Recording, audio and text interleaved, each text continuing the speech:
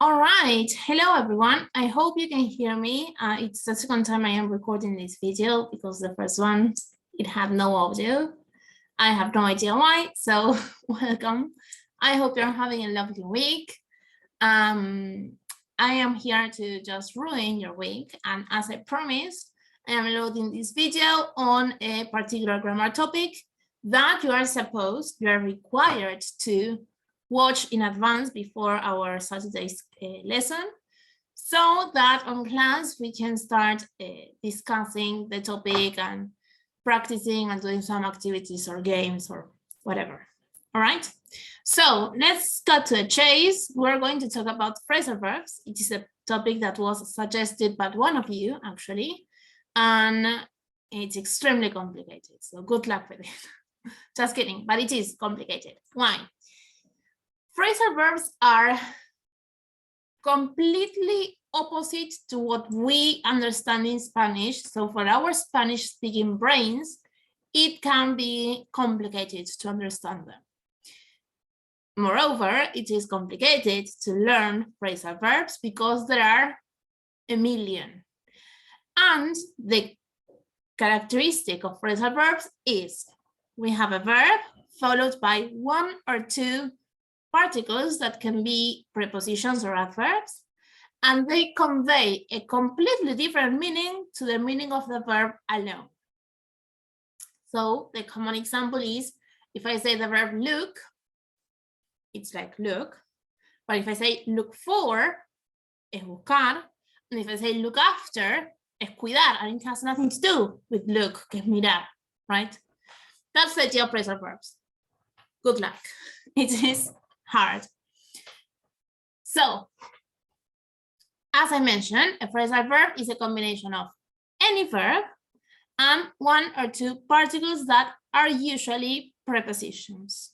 Okay, here we have a nice explanation that says that phrasal verbs are very common in English, but they have a very informal register. So if you're writing an essay, an academic paper, a formal email to a boss, something like that, you are not supposed, it is recommended to avoid using phrasal verbs because of the register, okay?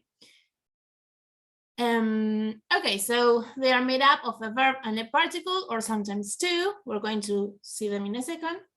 And the particle often changes the meaning of the verb, all right? Sometimes the meaning is not changed, it's not completely different, as in the case of look for, look after, and just look, but it is specified. It is a little bit more like precise, the meaning. So we have one very like broad categorization of phrasal verbs, which are separable and non-separable phrasals. The idea is, when a phrasal verb is transitive, meaning that it requires a direct object, no nos vamos a poner en modo secundaria viendo análisis sintáctico, but the basic syntactic structure of a sentence is subject, verb, direct object. El objeto directo, direct object. I like you. I don't know, think. No, that was a bad example. That's an example of an intransitive verb. If I say I think is a verb that is intransitive, meaning that it doesn't require a direct object. I think. I sleep. I eat. Those are complete sentences. Of course, you can then say, I sleep a lot, I eat pizza, I think intelligently. I don't know. You can add something else, but it is not required for the sentence to be grammatical, okay? So, for some phrasal verbs, you can separate them and write the verb, the direct object, and then the preposition. For example, if I say, put the glass down. You're drinking water and I say, put the glass down. Deja el vaso. Put, the glass is the object. Down is the preposition of the phrasal verb. But I can also say put down the glass. So if you want to separate or not, separable phrasal verbs are up to you. However, it says here, there must be separated. So you are forced to separate the preposition from the verb when you have a personal pronoun. So if instead of the glass I use it, I must say put it down. I can never say put down it. That's not English. Okay? So the example here is, they've called the meeting off. Or they called off the meeting. You can choose. But you must say the meeting. They've called it off. You will never say that they've called off it. Okay? So the principle is you can choose if you want to separate them or not, unless you use the pronoun. And then we have the non-separable phrasal verbs, which are those that obviously cannot be separated, and the verb and the preposition must be together. And they are, for example, look after. Who looks after the baby when you're at work? Or who looks after her when you're at work? If you use the personal pronoun, the rule is the same. You can't separate them. You will never say who looks the baby after. That's incorrect. So what is the idea? Memorize them. There's no logic behind this. Okay, so you just have to memorize which ones are separable and which ones are non-separable. If you're in doubt, don't separate them and avoid using the pronoun. But it is true that separable phrasal verbs are usually used separately, right? So again, memory. Some of the most common phrasal verbs, I am sure that you have heard before. So say them in your brain. If it sounds off, if it sounds odd, then it's probably because you can't separate them or you have to separate them. For example, if I say, who called off it? It sounds weird. It is difficult to pronounce. It's incorrect, right? And you have probably heard many times the phrasal verbs call off, call something off, call off something. So in your brain, it's going to sound much more familiar because it is familiar, all right? So again, reality check, say them in your brain and trust that your brain is correct. And then just memory, there's no logic. And another distinction we have to make is when we have phrasal verbs with two particles. They're not the most common, but some phrasal verbs have two different particles after the verb. Sometimes we have two prepositions or a preposition and an adverb, but we have them, right? And they are always non-separable if they have three different components. So you can separate them, even if you use the personal pronoun, okay? Here we have some examples of the most common ones. Who came up with that idea? To came up, to invent, to create. Who came up with that idea? Came up with, verb, preposition, preposition. You can't separate them. You can't say, who came up that idea with? Or who came that idea up with? No, you can't separate them at all. Let's get rid of these old magazines to make more space.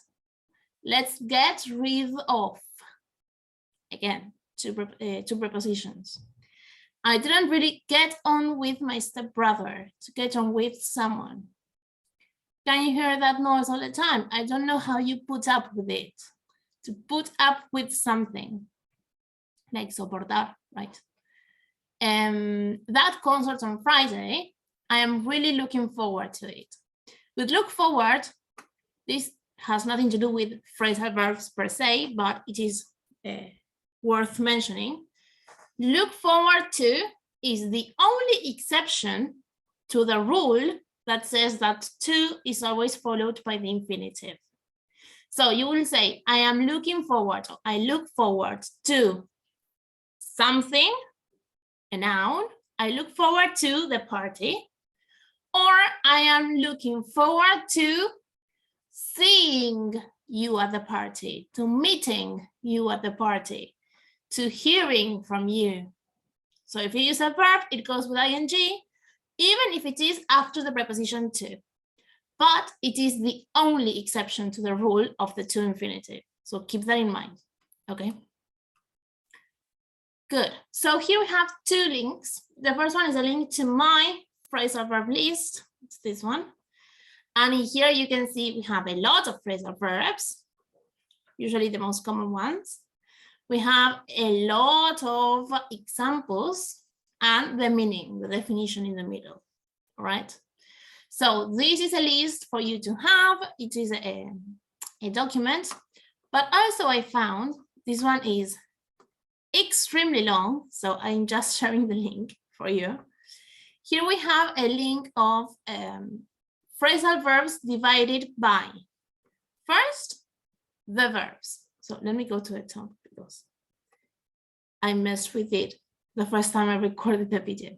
So first we have the phrasal verbs from divided in verbs, by verbs.